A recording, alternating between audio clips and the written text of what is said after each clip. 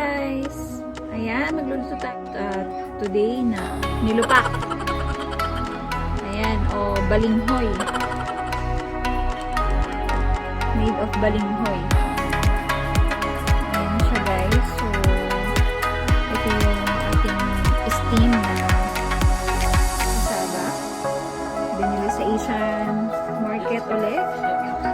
So, with this condensada.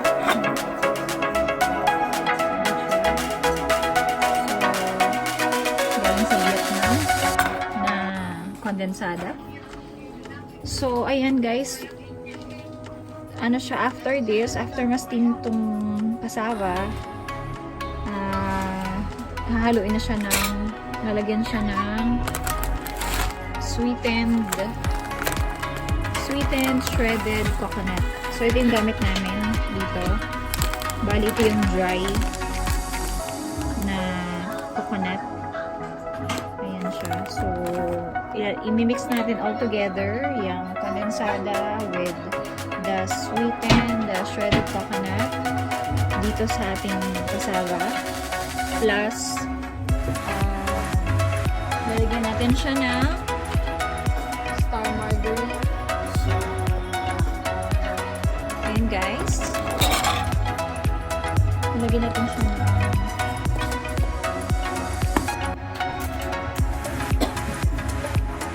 star margarine. Ayan. Then, with parmesan cheese. Ayan. Ito yung grated parmesan cheese. So, ito yung dry din siya. So, ayan. Ayan yung ingredients.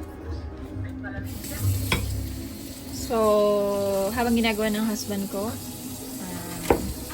let's enjoy watching. Thank you. Ayan guys.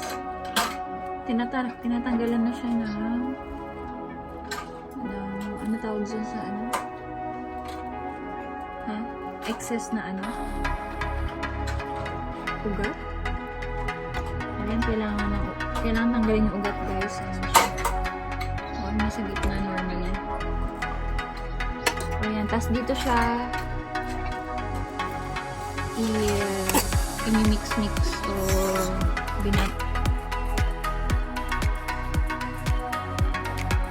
babayuhin in Tagalog.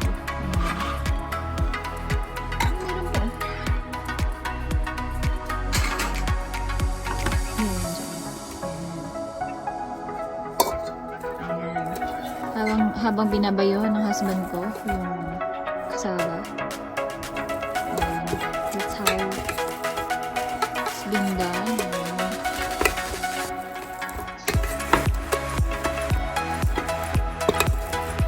Medyo ano na siya, madugo lang siyang gawin.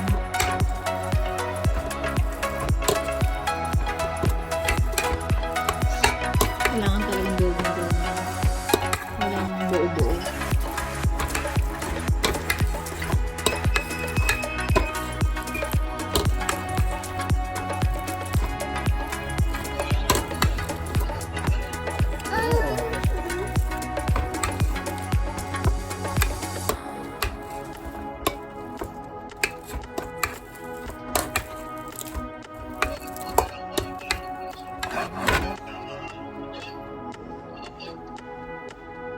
Wine bottle, aman.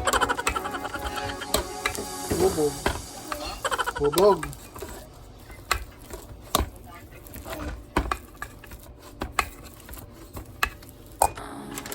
Nyog. Ayan siya, mimix na siya ng shredded dry coconut.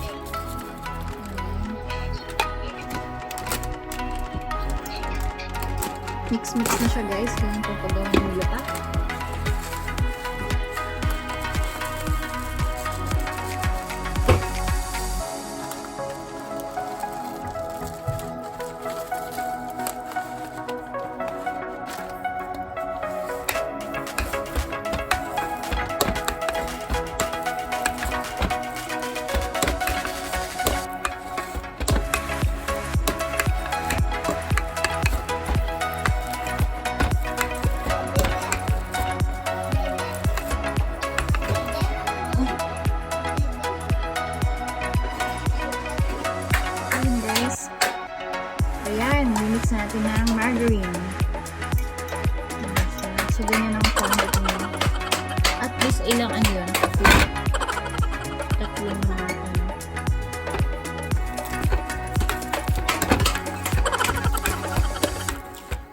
tatlong salok ng margarine.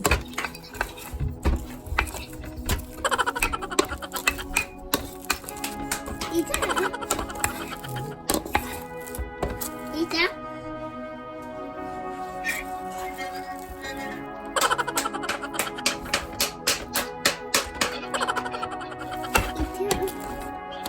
Ita.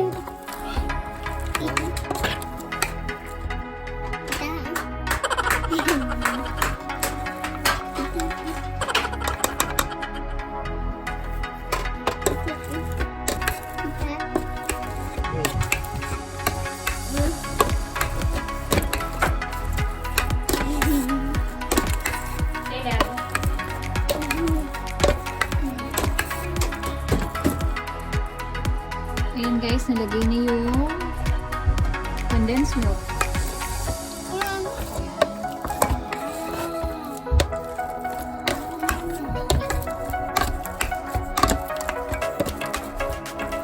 Para mas ano siya, maging creamy. Lagyan ng kondensada. Dalawang balot ng CASSAVA ang ginawa namin. Pag binili namin. Pang ano lang. Personal consumption lang.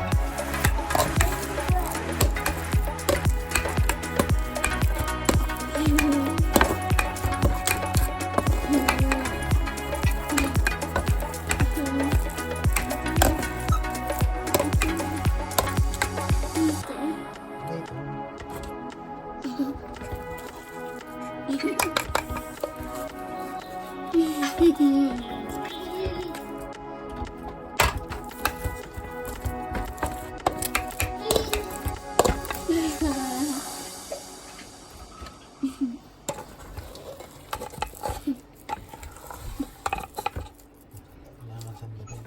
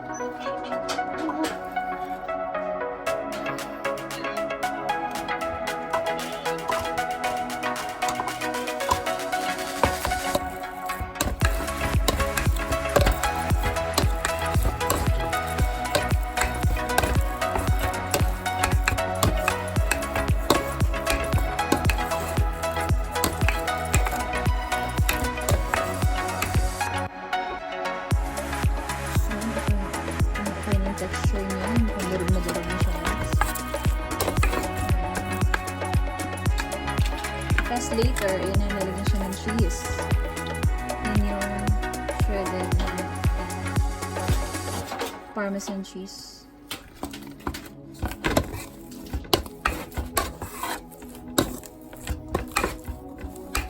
Pwede rin lagyan ng ano, ng shredded na Eden cheese, mga ganyan. So, depende sa inyo kung ano yung gusto nilagay. Masasarap pa rin syempre Eden cheese.